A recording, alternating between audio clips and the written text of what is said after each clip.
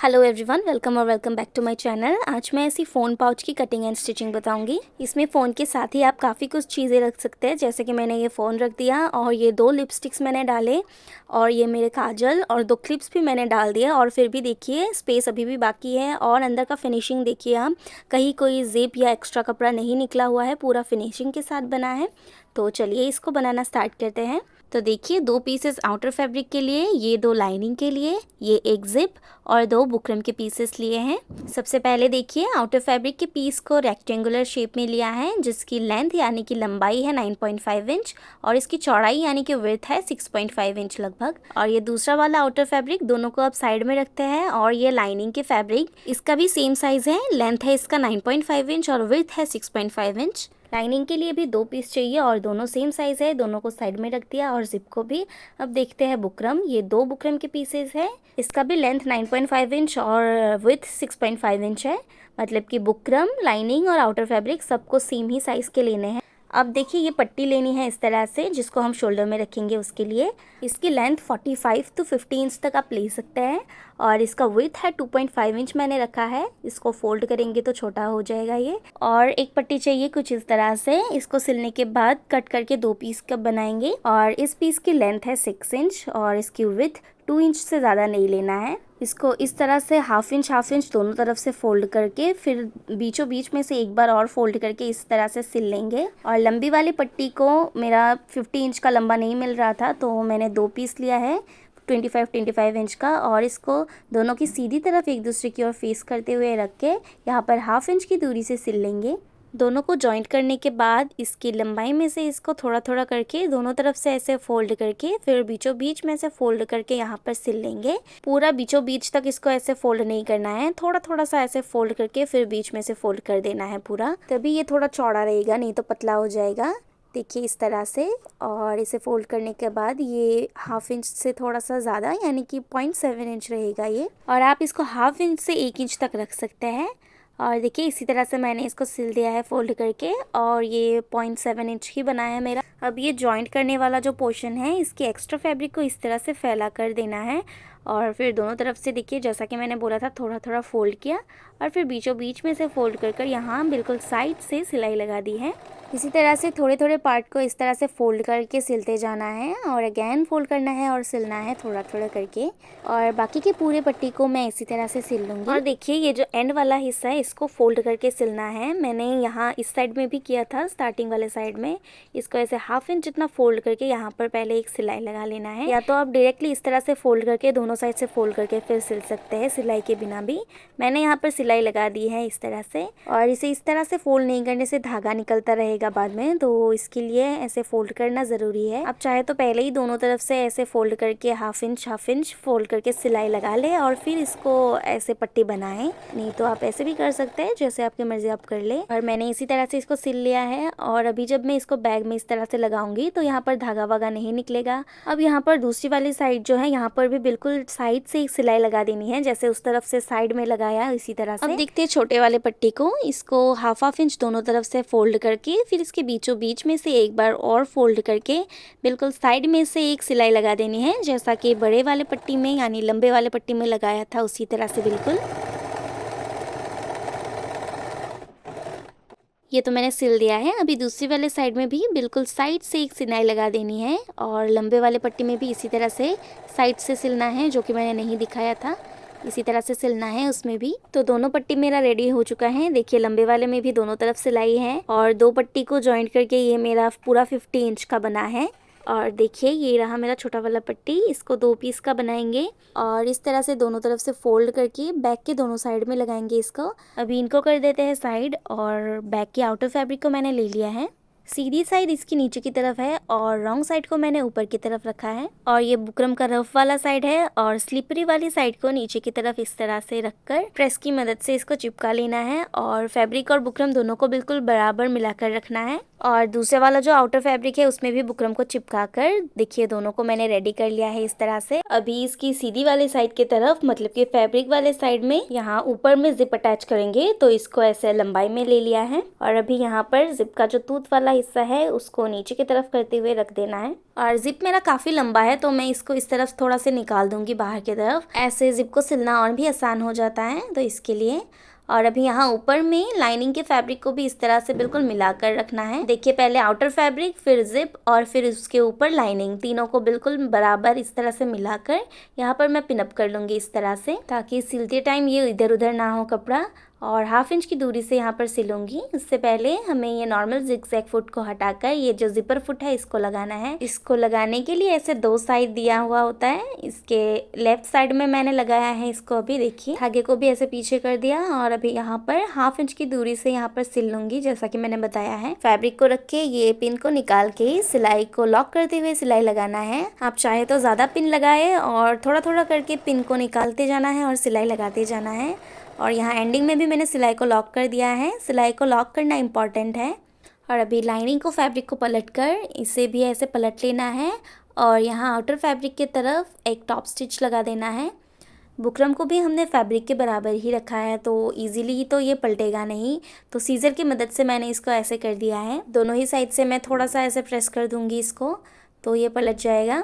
हल्के हाथों से इस तरह से ये हो जाएगा। तो ये मेरा हो चुका है अभी।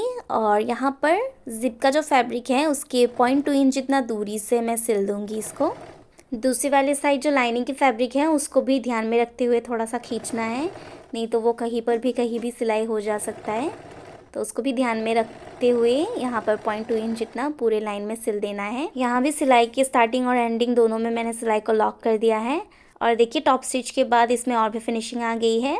और दूसरे वाले साइड को भी अभी सिलना है। तो पहले आउटर फैब्रिक को रखना है और इस बार बुकरम के साइड को ऊपर की तरफ रखा है और फैब्रिक वाले साइड को नीचे की तरफ, मतलब कि दोनों की फैब्रिक वाली साइड को एक दूसरे की ओर फेस करते हुए रखना है। और यहाँ साइड से भी ये बिल्कुल बराबर मिलाकर रखना है। और अभी लाइनिंग के पीस को हमें उस साइड में रखना है जैसे कि इस साइड में किया था। एक तरफ पहले लाइनिंग का फैब्रिक है, फिर बीच में जिप और एक तरफ आउटर फैब्रिक। सेम इसी तरह से यहाँ पर भी रख दिया और ऐसे मिलाकर सबको पिन से सिक्योर कर लिया है। और यहाँ भी 1/2 इंच की दूरी से यहाँ पर सिल लेना है। और सिलाई के स्टार्टिंग में मैंने लॉक कर दिया और अभी पिन को निकालते हुए दूसरी वाले साइड तक आ गई और इसमें भी सिलाई को लॉक कर दिया है एंडिंग में। और देखिए दूसरी साइड की आउटर और इनर फैब्रिक दोनों को इस तरफ ऐसे ले लेना है और यहाँ भी एक्स्ट्रा बुकरम को इस तरह से फैला लेना है। सीजर की मदद से मैंने ऐसे कर दिया है दोनों तरफ से। और अभी इसमें भी 0.2 इंच जितना दूरी से यहाँ पर सिल दूंगी, मतलब कि यहाँ आउटर फैब्रिक के बिल्कुल टॉप में 0.2 इंच जितना दूरी से सिला है। और हर सिलाई में मैंने स्टार्टिंग और एंडिंग में सिलाई को लॉक किया ही है, इसको भूलना नहीं है। और अभी ध्यान से देखिए आउटर फैब्रिक को इस तरह से उठाकर दोनों आउटर फैब्रिक को साथ में एक तरफ ऐसे ले आना है और दोनों लाइनिंग के फैब्रिक एक तरफ ऐसे आ जाएगा। फिर ये जो छोटा वाला पट्टी हमने बनाया था इसको इस तरह से फोल्ड करके बीच में से इसको ऐसे कट करके इसका 2 पीस बना लेना है। अब इसको बीच में से इस तरह से फोल्ड करके यहाँ आउटर फैब्रिक की तरफ इसको अटैच करेंगे। और आउटर फैब्रिक का जो फैब्रिक वाला हिस्सा है, मतलब बुकरम की तरफ नहीं, फैब्रिक वाले तरफ में इसको ऐसे रखना है। इस पॉइंट में हमें जिप को खोल लेना है। जिप को यहाँ तक ही खोलेंगे, इससे बाहर तक नहीं खोलना है। जिप को खोलकर इसकी टूथ वाले हिस्से को आउटर फैब्रिक की तरफ रखना है। तो पलटने के बाद जिप जहाँ तक आ रहा है उसके बिल्कुल नीचे इसको रखना है और आउटर फैब्रिक की कोई भी एक साइड में इसको रखकर मैंने अभी बस पिन से सिक्योर कर लिया है। दूसरे को भी सेम इसी तरह से बीच में से फोल्ड करके यहाँ पर दूसरी साइड में रखना है, मतलब कि सेम आउटर फैब्रिक में बस दूसरी साइड में रखा है मैंने। और पहला वाला जिप के जितना नीचे रखा है दूसरे वाले को भी उतना ही नीचे रखकर अभी पिन लगा लिया है। अब दूसरा जो आउटर फैब्रिक है उसको भी इस तरफ ले आना है वापस और लाइनिंग की जो दोनों फैब्रिक है इसको भी अच्छे से मिलाकर यहाँ पर पलटने के लिए इतना सा छोड़कर बाकियों में पूरे साइड में सिल लेंगे 1/2 इंच की दूरी से। देखिए अंदाजे से मैंने 2 से 2.5 इंच का छोड़ने के लिए ये मार्क कर दिया और यहाँ पर लगभग 1/2 इंच की दूरी से सिलने के लिए मार्क किया है। ऐसे यहाँ से सिलाई को स्टार्ट करके इस तरफ आउटर फैब्रिक में भी आ जाएंगे। यहाँ पर भी 1/2 इंच की दूरी से ये सिलाई के लिए मैंने मार्क किया और ये दूसरी वाले लाइनिंग की तरफ आ जाएंगे और यहाँ सिलाई को रोक देंगे। तो देखिए यहाँ पर मैंने सिलाई को स्टार्ट कर दिया है। जहाँ पर मैंने खुला रखने के लिए छोड़ा था वहाँ से सिलाई को स्टार्ट कर दिया है। तो थोड़ा सा ही सिलने के बाद मैं कॉर्नर आ गई और कॉर्नर में सुई को नीचे रखते हुए प्रेशर फुट को उठाकर फैब्रिक को इस तरह से घुमा लेना है और फिर सिलाई को स्टार्ट कर देना है और ऐसे स्ट्रेट सिलते जाना है। 1/2 इंच की दूरी से ही सिला है मैंने और यहाँ जिप वाले हिस्से में अच्छे से धीरे धीरे सिलना है और सिलाई को लॉक करते हुए 2 बार मैंने सिल दिया है। और यहाँ पर दोनों आउटर फैब्रिक को अच्छे से मिलाकर सिलना है। आप चाहे तो पिन से सिक्योर कर ले सकते हैं पहले। और दूसरे कॉर्नर में भी मैंने सेम इसी तरह से सिला और ये तीसरे कॉर्नर में भी सुई को नीचे रखते हुए प्रेशर फुट को उठाकर फैब्रिक को घुमा लेना है और फिर इस तरफ में इस तरह से सिल देनी है। और यहाँ इसके पिन को मैंने निकाल दिया है और इसके ऊपर भी ऐसे सिलाई को लॉक कर दिया है। और जैसा कि मैंने बताया था जिप के टूथ वाले हिस्से को आउटर फैब्रिक की तरफ देना है और यहाँ भी जिप के ऊपर सिलाई को लॉक करते हुए 2-3 सिलाई लगाकर ये मैं लाइनिंग के फैब्रिक की तरफ आ गई और इसमें भी कॉर्नर में सेम उसी तरह से मैंने सिल दिया है। और देखिए यहाँ तक ही सिलाई किया है, मतलब इतना सा पार्ट मैंने खुला रख दिया है। और अब कॉर्नर्स के एक्स्ट्रा फैब्रिक को कट कर देना है। तो आउटर फैब्रिक के कॉर्नर्स को मैंने कट कर दिया और अब लाइनिंग के एक्स्ट्रा कॉर्नर्स को भी मैंने कट कर दिया। अब देखिए ध्यान से फैब्रिक को इस तरह से फुला जैसा लेना है और ये जो सिलाई का एक्स्ट्रा फैब्रिक है इसको पलट देना है इस तरह से दोनों तरफ में। और यहाँ 1/2 से 1 इंच की दूरी पर सिलना है। मैंने 1 इंच तक सिला है। देखिए इस तरह से मैंने 1 इंच पर मार्क कर दिया है, जो कि अच्छे से मार्क भी नहीं हुआ। तो मैंने यहाँ पर पिन लगा दिया है 1 इंच की दूरी में और इसी में मैं सिल दूंगी। दूसरे वाले साइड में भी सेम इसी तरह से मैंने फुला लिया और एक्स्ट्रा फैब्रिक को इस तरह से पलटते हुए यहाँ 1 इंच की दूरी पर पिन से मैंने सिक्योर कर दिया है और अभी इस पिन की जगह पर ही मैं सिल लूँगी इसको। तो सिलाई की स्टार्टिंग और एंडिंग में सिलाई को लॉक करना है, ये मैं बार बार बोल रही हूँ क्योंकि सिलाई लॉक करना इज़ मस्ट। और अभी यहाँ लगभग 1/2 इंच फैब्रिक छोड़ते हुए बाकी के एक्स्ट्रा फैब्रिक को कट कर देना है। दूसरे कॉर्नर को भी मैंने सिल दिया था तो इसमें भी 1/2 इंच फैब्रिक छोड़ते हुए बाकी के फैब्रिक को कट कर दिया है। ये तो हो गया लाइनिंग की तरफ, अभी आउटर फैब्रिक की तरफ भी देना है। तो इस तरह से जिप के अंदर होते हुए यहाँ दूसरी वाले साइड में भी ऐसे फुला के लेना है और सिलाई के एक्स्ट्रा फैब्रिक को इस तरह से पलट दिया है दोनों तरफ से और इस तरफ भी 1 इंच पर पहले मार्क कर दिया और फिर इसी मार्किंग के ऊपर सिल दूंगी। या इस तरफ मैंने पिन नहीं लगाया क्योंकि ये ऑलरेडी काफ़ी हार्ड था, तो ऐसे ही ये रह गया जैसा रखा था। और इसी तरह से इसको सिलने के बाद इसका भी 1/2 इंच फैब्रिक छोड़ते हुए बाकी के एक्स्ट्रा फैब्रिक को कट करके निकाल देनी है। इसको चलो छोड़ो करके छोड़ना नहीं है, कट करना ही है। तो अब देखिए दूसरे वाले साइड में भी इसी तरह से मैंने फुला कर इसमें एक्स्ट्रा फैब्रिक को ऐसे पलट कर यहाँ भी 1 इंच की दूरी पर सिलाई कर दूंगी मैं। तो सिल दिया है देखिए मैंने और एक्स्ट्रा फैब्रिक को कट कर दिया और दोनों तरफ एक्स्ट्रा जिप को कट कर देना है 1/2 इंच छोड़ते हुए, मतलब जितना बुकरम और कपड़ा है उतना छोड़ के बाकी एक्स्ट्रा को कट कर देना है। सिलाई तो डन है अभी। अब ये जो खुला हुआ हिस्सा रखा था यहाँ से इसको ऐसे पलट लेना है। तो थोड़ा थोड़ा करके मैंने इसको पलटा और जो सारा आउटर फैब्रिक है ये इनर फैब्रिक की तरफ आ गया। अब इसको पलट कर आउटर फैब्रिक को निकाल लेना है। तो ये मैं आराम से यहाँ पर करके दिखाती हूँ।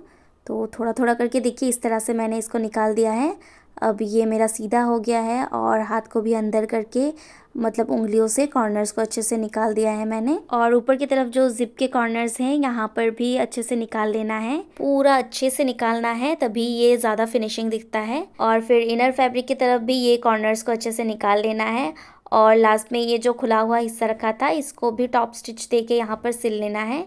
देखिए इस तरह से मैंने इसको सिल दिया है। अभी ये लाइनिंग के फैब्रिक को मैंने अंदर कर दिया और ये जो सिलवटें हैं ये बुकरम की वजह से आई हैं, इसको प्रेस करने के बाद ठीक हो जाएगा। वो थोड़ा बाद में करूँगी और दिखा भी दूंगी। अभी बेल्ट को इसके अंदर करना है, तो नीचे की तरफ से इसके अंदर करते हुए ऊपर ले आना है इसको। लगभग 1 इंच इसको एक्स्ट्रा निकाल लेना है और इसको यहाँ पर ऊपर रखते हुए 2-3 सिलाई लगा दूंगी यहाँ पर। और दूसरे वाले साइड को लगाने से पहले इसको अच्छे से देख लेना है कहीं ये पलटा ना रहे। और सेम इसी तरह से दूसरे वाले साइड में भी नीचे की तरफ से ऊपर तक ले आना है और यहाँ थोड़ा सा ऊपर रखते हुए 2-3 सिलाई लगा दूंगी इसमें भी। तो देखिए इसी तरह से मैंने इसको सिल दिया है और ये कुछ इस तरह दिख रहा है। अब टाइम है प्रेस लगाने का। तो ये जो नीचे का सिलाई है सबसे पहले मैंने यहाँ पर ऐसे प्रेस लगा दिया और मेरा हाथ अंदर की तरफ है पाउच का। 2-2 फैब्रिक है और बुकरम भी है तो जलेगा नहीं। थोड़ा थोड़ा करके आपको इस तरह से प्रेस लगा लेना है। और ये पाउच की बॉडी में प्रेस लगाते टाइम आप ऐसे नीचे रखते हुए भी प्रेस लगा सकते हैं। जब सिलाई के ऊपर प्रेस लगाना है तब हाथ अंदर करना पड़ेगा। और साइड की सिलाई में भी मैंने हाथ अंदर करते हुए इस तरह से प्रेस लगा दी है और अंदर की तरफ भी थोड़ा सा मतलब सामने वाले हिस्से को थोड़ा थोड़ा प्रेस लगा दिया है। और बस ये मेरा पाउच कंप्लीट रेडी हो चुका है, पूरे में मैंने प्रेस लगा दिया है और देखिए ऊपर नीचे ये कितना फिनिशिंग के साथ रेडी हो गया है। एंड आप चाहे तो ऊपर में इस तरह से एक बो या फ्लावर कुछ भी ऐड कर सकते हैं। All right, thank you so much for watching. Video अच्छा लगा तो please like and subscribe the channel.